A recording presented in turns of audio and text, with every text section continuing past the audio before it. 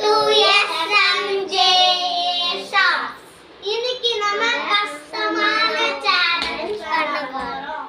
முதல்ல நம்ம டீச்சர்ல இது வந்து நான் எடுத்துக்கல. நான் ஒரு டீச்சர் அவனுடைய அக்கால கை வச்சுருவான்.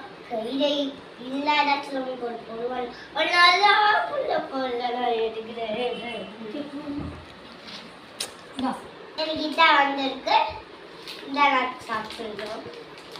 இப்போ நான்